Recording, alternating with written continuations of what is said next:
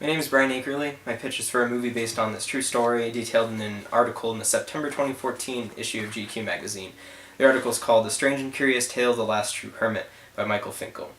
It's about Christopher Knight, who is a man who lived in the woods of central Maine for 3 decades and built a hidden camp and survived by stealing food and supplies from nearby vacation homes and not getting caught until he was 47 years old.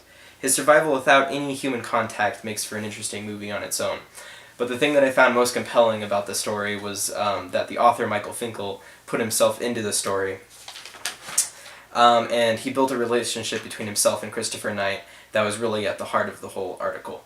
So with that said, this movie has 2 main characters and a theme of struggle and of being cast out of normal society, whether willfully or not.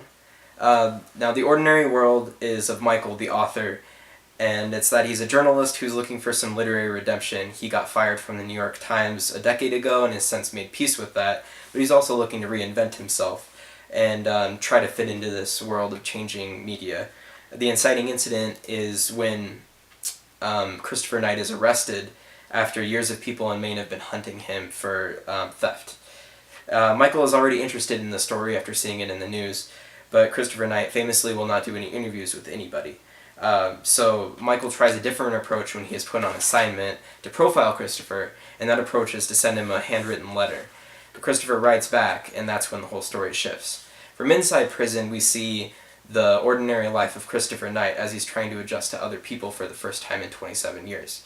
He is completely silent. His only solace is reflecting on his time that he spent in the woods.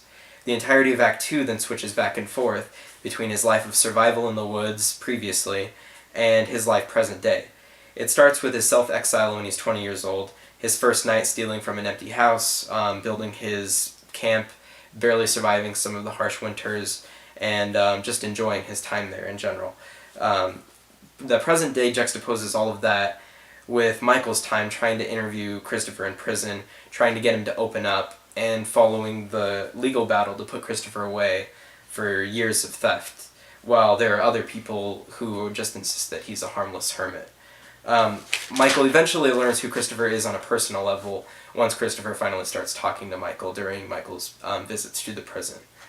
The all is lost moment then comes in present day when Christopher is having a bad day, his court case looks bad for him, he is diagnosed with Asperger's disease, and Michael's visit is more pressuring, asking him more personal questions, and it causes a rift between the two of them after it seems that they've built a bond or a friendship, and Christopher blows up on Michael, decides never to speak to Michael again.